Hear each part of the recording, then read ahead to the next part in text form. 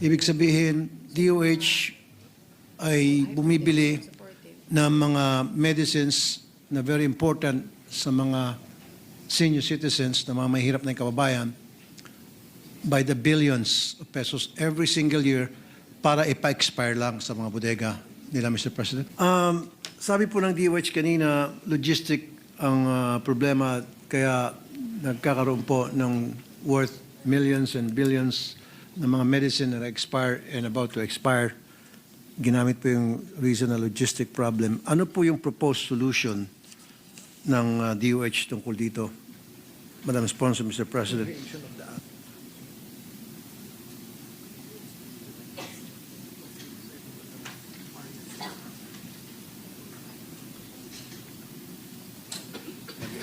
So the solution there, Mr. President, is to improve this asset management and supply chain, and the Secretary created a committee that will be handling that so that they can make timely orders for the products that need to be replenished and would not be ordering for those items that still have stock, Mr. President. Thank you, Madam Sponsor, Mr. President. Baka hindi naman po yung logistic problem ang problema talaga. Baka ito yung incapable small-time fly-by-night na mga nanalo ng mga supply contract, Mr. President. Nabanggit nga kanina Senator Cayetano, Senator Alan Cayetano, na late na dumarating yung mga medisina. And it's been happening for so many years, Mr. President, time and time again, year after year. Ba't di natin mapatigil-tigil na yan? Bakit hindi tayo naghanap ng sistema ng once and for all? Mabing na po yung solusyon na yon na sinasabing logistic problem at kaya nag-expire ang mga medicines worth by the billions. So, Mr. President, according to the Secretary, he intends to go into a framework contract similar to how DSWD handles their food packs, wherein it's a bulk order, but it is delivered to them upon need. So that is the solution that the Secretary is planning to initiate, Mr. President. Thank you, Mr. President. Now, ano-ano po, Mr. President, yung mga gamot na nag-expire or about to expire na every year na lang nangyari by the billions of pesos. What are those medicines, Mr. President? What kind of medicines are they? We can submit na lang. We will submit. Tell me how many pages. Mr. President, I have a list. I can give His Honor a copy kasi it's about 4 pages. Would His Honor like me to read a few or just give you a copy? Just a few sample. Sige. I would like to hear like yung mga maintenance, multivitamins, like Lazartan, like metformin, things like that. Yun po yung gusto ko marinig sa listahan. Nandiyan po ba yun, Mr. President? Wala sa list.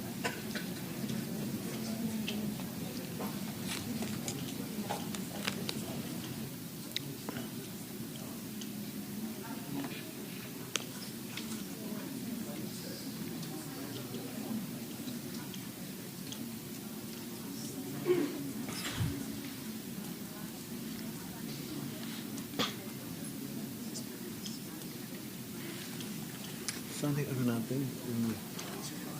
Yung mga response. Ayan po, flash na.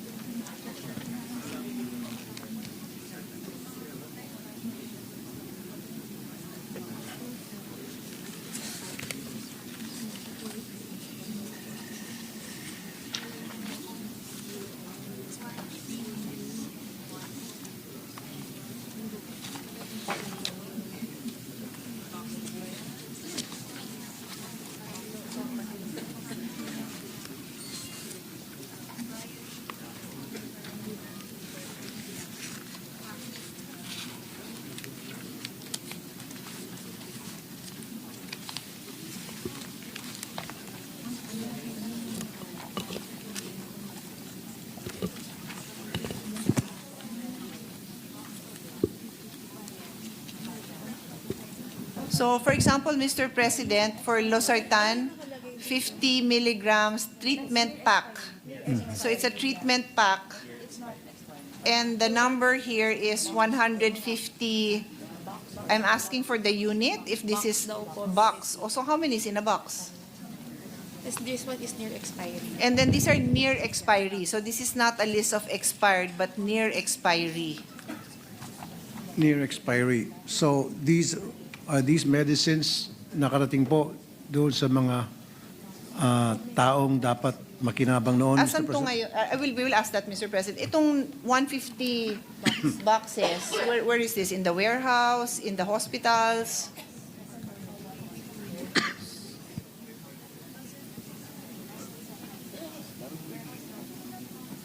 It's in the warehouse. Okay. These are in there. These are still in the central warehouse. And then I'll give another example: mefenamic acid, mefenamic acid, 250 milligram capsule, 3,000. Is this boxes? Boxes. Also in the warehouse.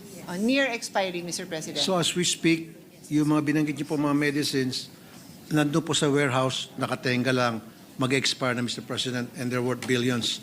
The reason why I asked that, Mr. President, tama kayo, dahil yan po precisely ang sinasabi ng mga health workers sa mga barangay na wala raw sila.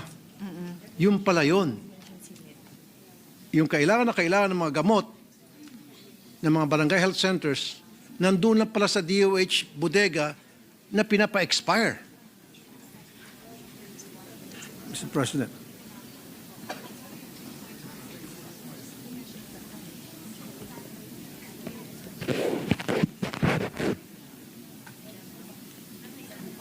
So, Mr. President, to let His Honor know what is going on here in the back end, pinapaliwanag po nila sa akin na ito po ay mga emergency medicines na naka-standby. Pinapaliwanag ko din sa kanila na kaya nga kayo nagtatanong dahil yung mga barangay health workers naka-standby din at nag-aantay ng Thank you. delivery. Thank you, So, Madam President. I am trying to get Madam an Sponsor. answer kung bakit hindi nakakarating sa kanila.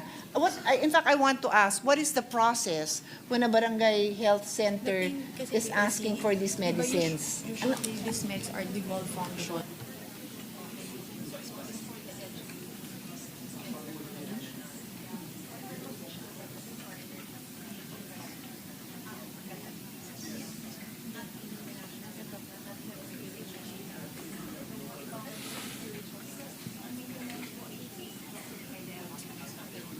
This is our problem, Mr. President, and I believe it is a policy issue. And His Honor has been here for a few years, so His Honor will recall that we have devolved many functions, and one devolved function is really health. And so the LGUs are in charge of procuring those medicines.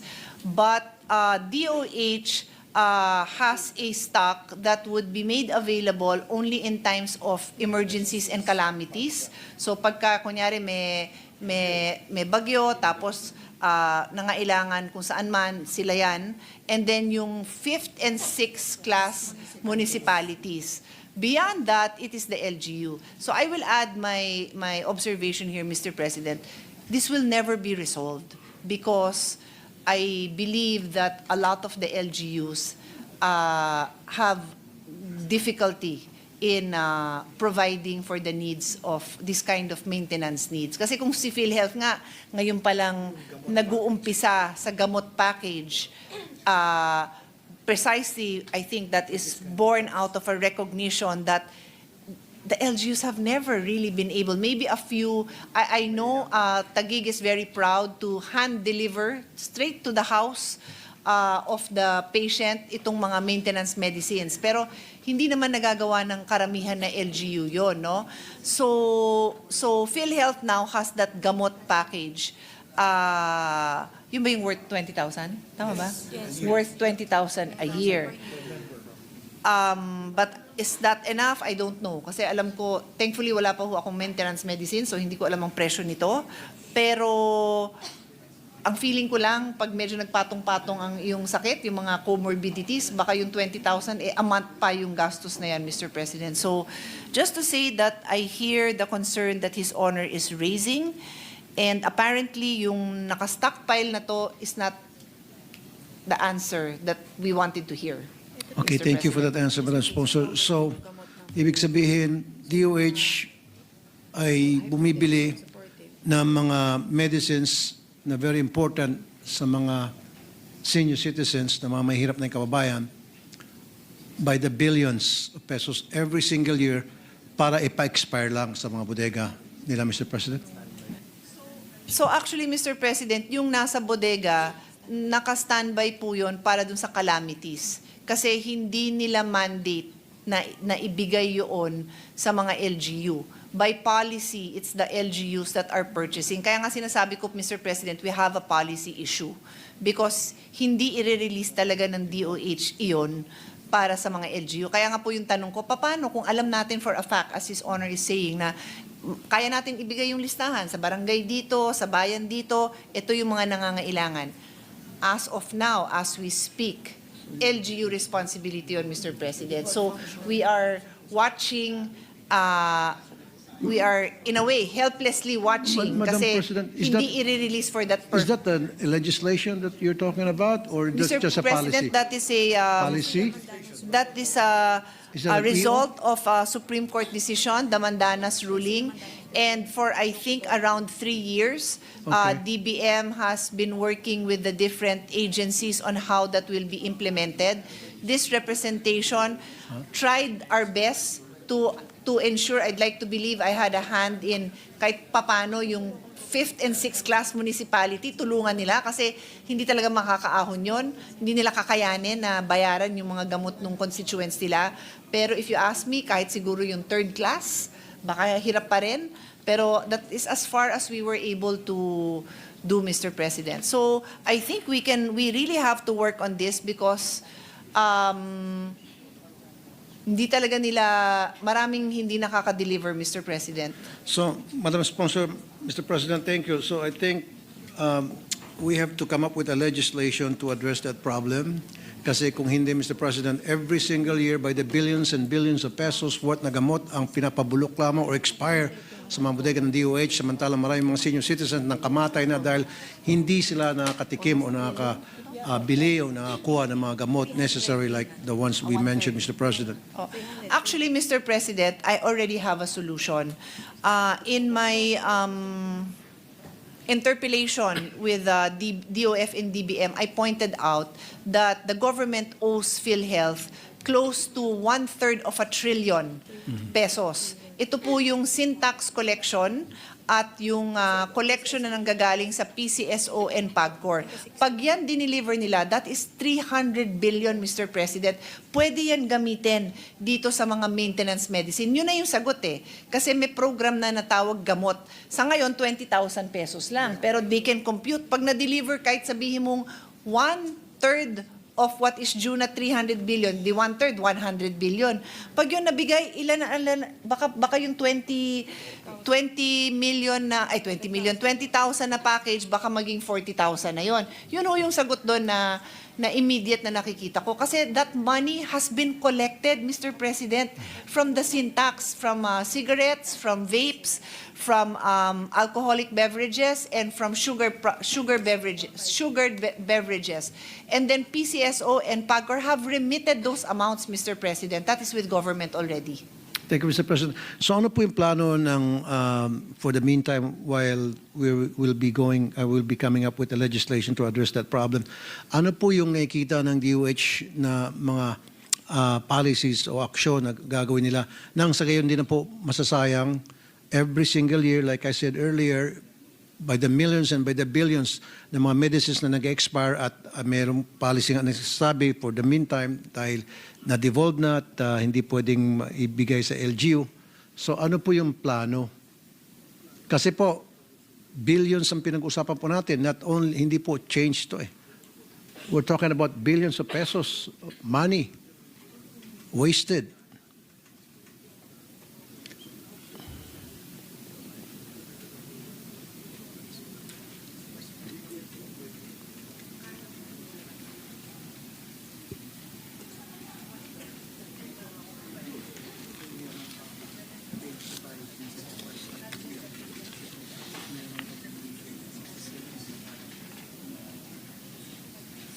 meron po silang programa na Purok Kalusugan kung saan na minomonitor nila yung compliance ng mga LGU dito sa devolved function nila, which is to provide the maintenance medicine.